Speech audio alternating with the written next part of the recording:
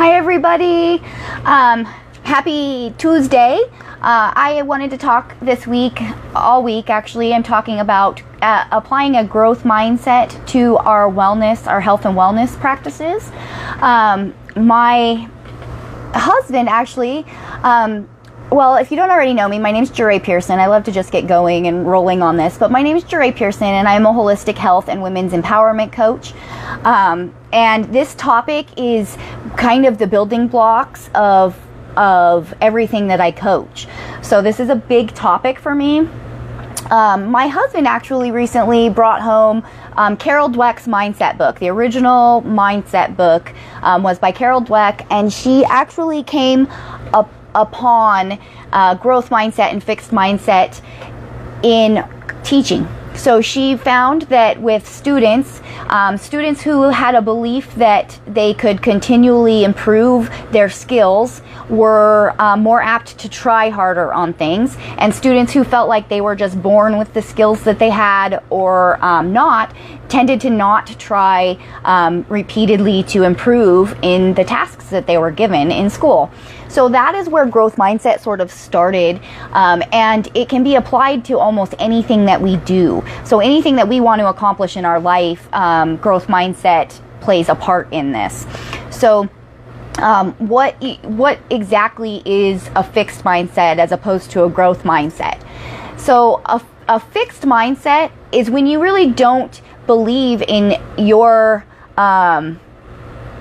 ability to improve your situation drastically. In health and wellness, I apply it also to not really believing in your body's ability to heal itself. So we get stuck in these, sometimes we go through diet routines and we don't feel that we were successful at them. And so then we just tell ourselves that we can't succeed at that. And so that would be a fixed mindset. Where a growth mindset is more of a belief in your abilities, a belief that you can learn new skills. You can start somewhere and you can learn new skills, right? So that's a growth mindset.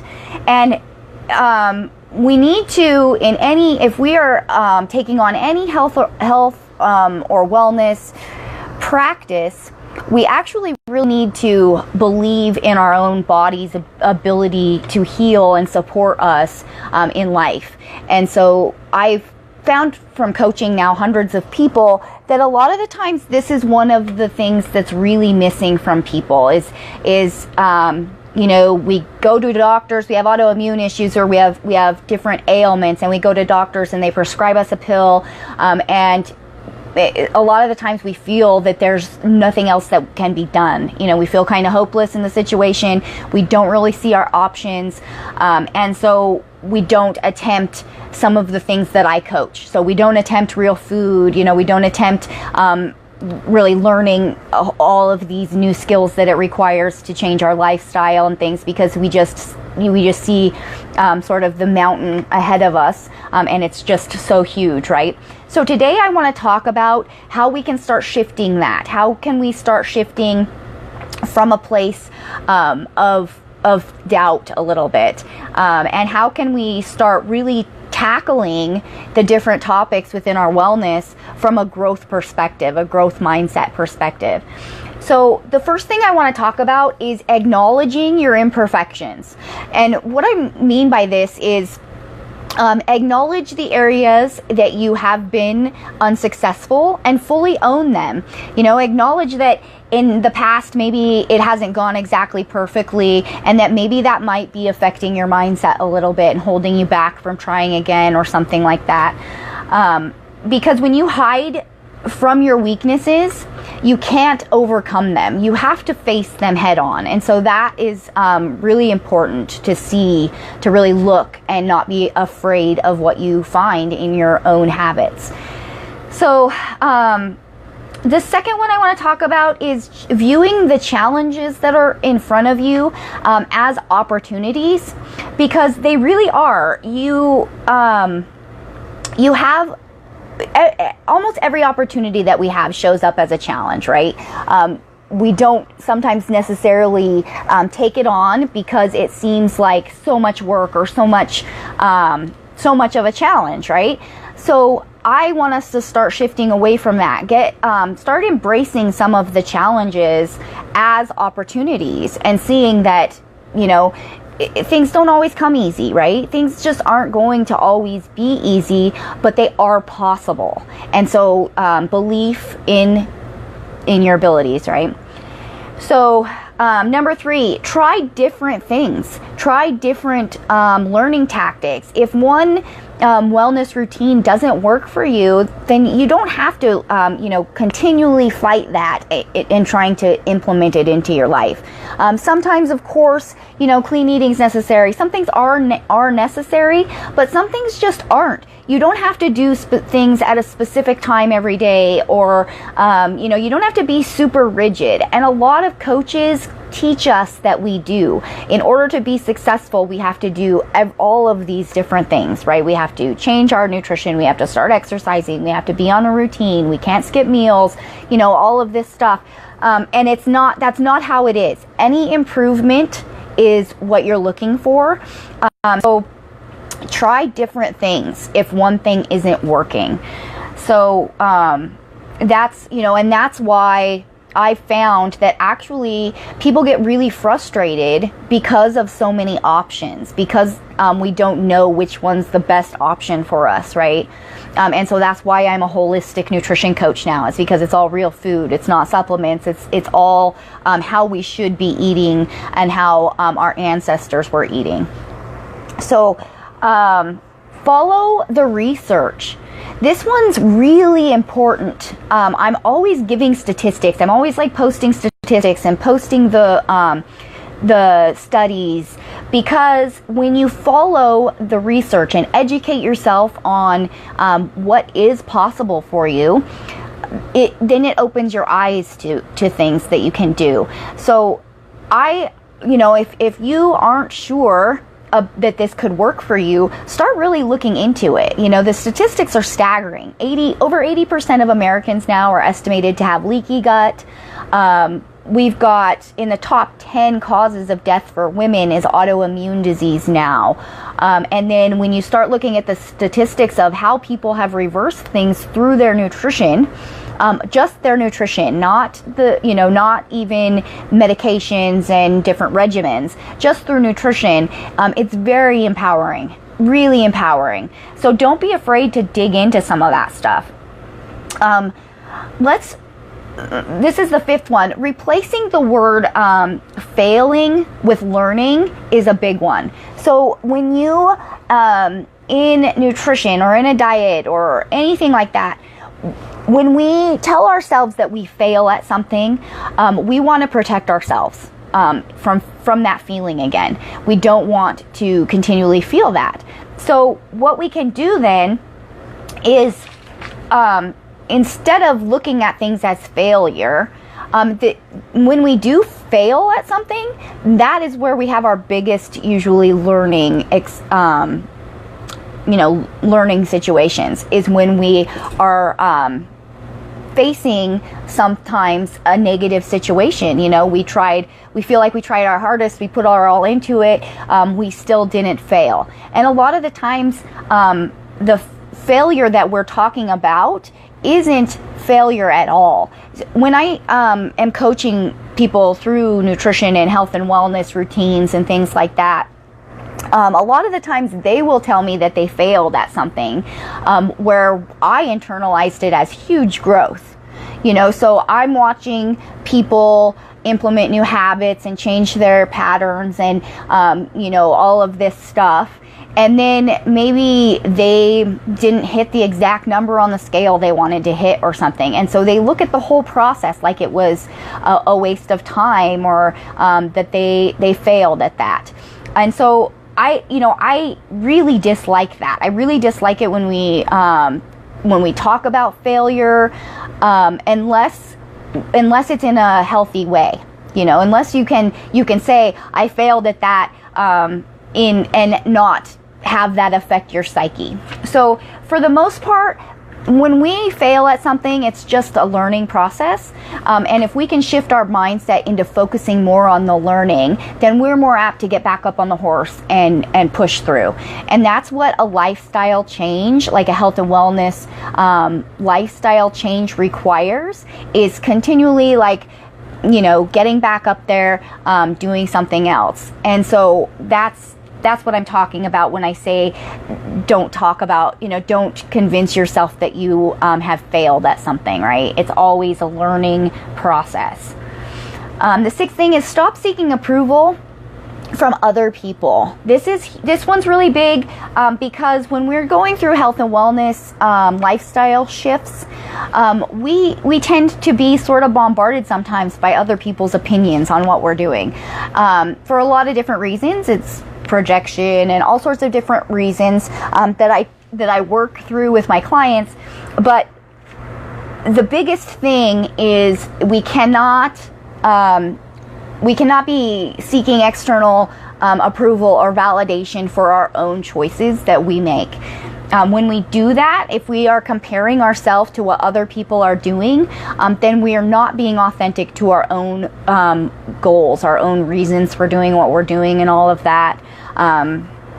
So let's just stop seeking approval and be okay with our own decisions. The seventh thing is valuing the process over the end result. It's not always about where we're going to get to. It's about the steps that we're taking. It's about the process in itself. So we can do this, sort of by not putting time frames on things, not always looking to a number on the scale that we're trying to reach or whatever else. And this is one of the reasons that I rarely weigh myself. I didn't weigh myself for over a year this last time, and it's because I don't want to look at something and then internalize my growth process by an abstract number on a scale, right? It's growth no matter what. It's improvement, and that's what I'm after. So, and I can't say that that's always the case, because sometimes we have quite a bit of weight to lose or whatever, and we do compete with ourselves somewhat, so we're always looking for that. But that's a little bit different than what I'm talking about. And then also emphasize the growth. So this is kind of the same thing, but emphasize your growth over speed.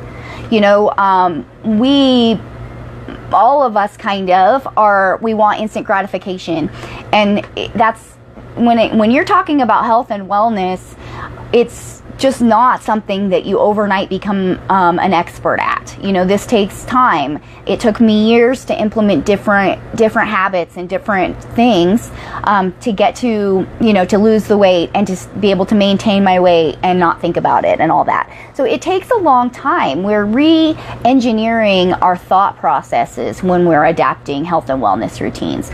So all over, how many years did it take to learn, the skills that we have right now, right? That we have right now. It's taken our whole life. So we have to kind of re-engineer that. We have to look at them deeply and then start re-engineering it. And that takes time and tenacity and willpower and all of that. So that was emphasizing your growth over your speed. I want to talk about actions versus traits as well. We tend to sometimes just think that we are, I just am a binge eater, I just am a binge eater, or I just am this or that.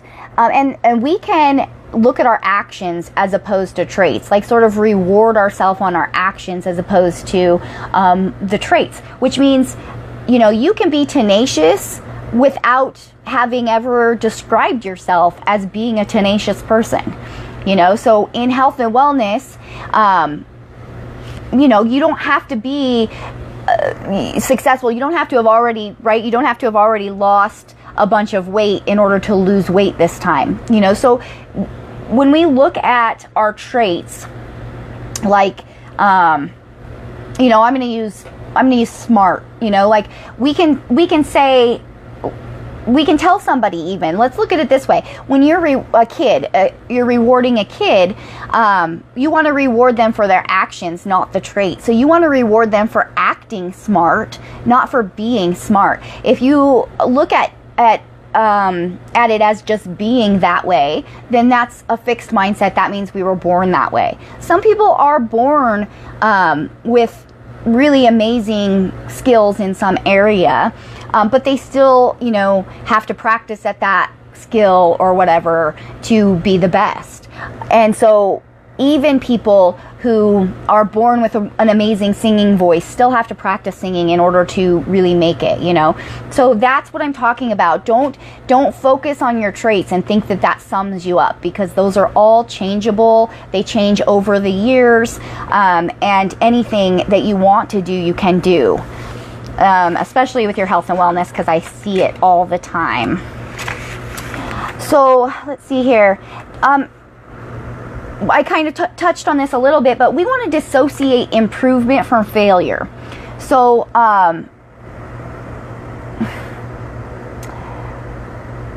so room for improvement, for example, if you were to say that there's room for improvement in that, that can be translated into failure to some people.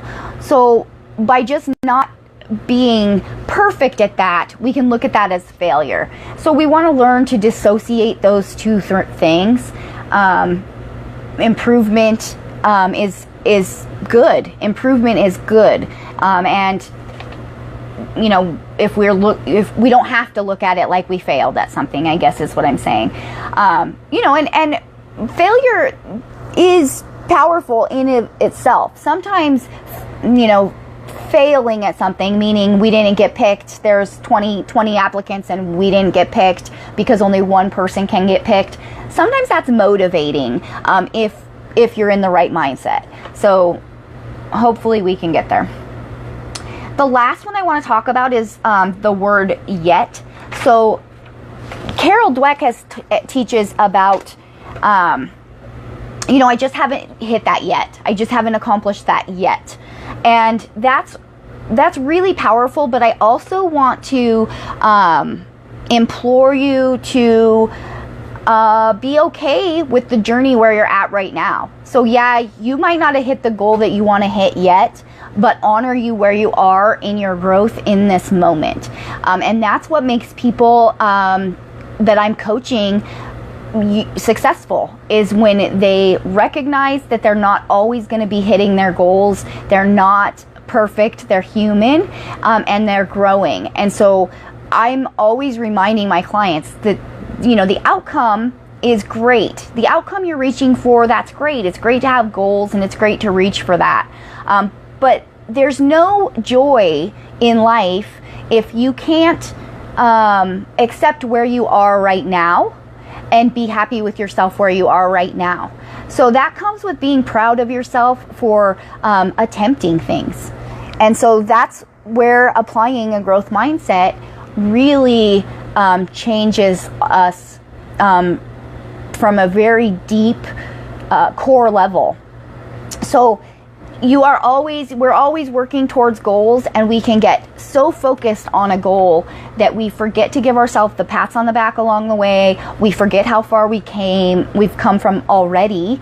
And this is something that I even have had to teach myself, is that, if you look back over 6 months or a year or 5 years and really compare what your habits were and where you were at then to now, we can usually find things that prove that a growth mindset works, that we are capable, that our bodies are able to heal themselves. And so I just want to leave with you one thing as well, and this might even be a little bit spiritual for you. It was for me, but it doesn't have to be. So placebo, I want to talk about the placebo effect for a minute. When we are doing studies, I was a chemistry major, I was pre-med in college.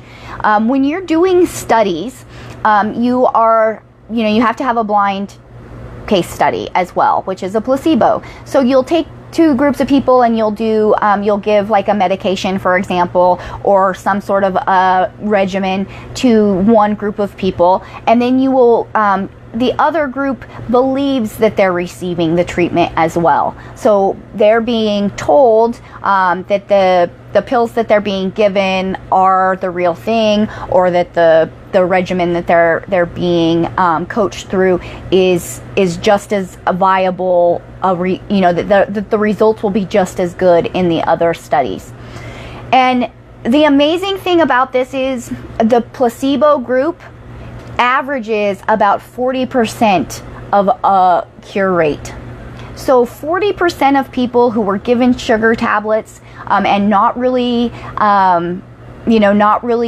having this anywhere close to the same support and everything that the other group had, just because they believed it, they were able to improve their symptoms and often cure themselves.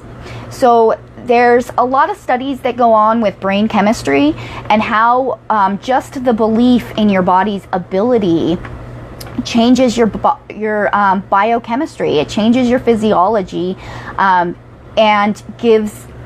creates a better atmosphere for healing. So I just can't stress it enough how important the things that we're thinking and the things that we believe are to our health. It really matters. So I am just hoping that everybody will take what I've said today to heart and empower yourself to continue on in your growth with the health and wellness. Start believing in your body and believing that it can heal itself. So that is what I'm going to leave you guys with today. I hope everybody's having a wonderful week. I will talk to you so soon. If you need anything, I'm always here for you. There's many videos on the page that you can dig into, freebies all over the place if you start digging around. And if you need anything more intensive or some coaching or advice, reach out to me anytime. Thank you. Have a wonderful day.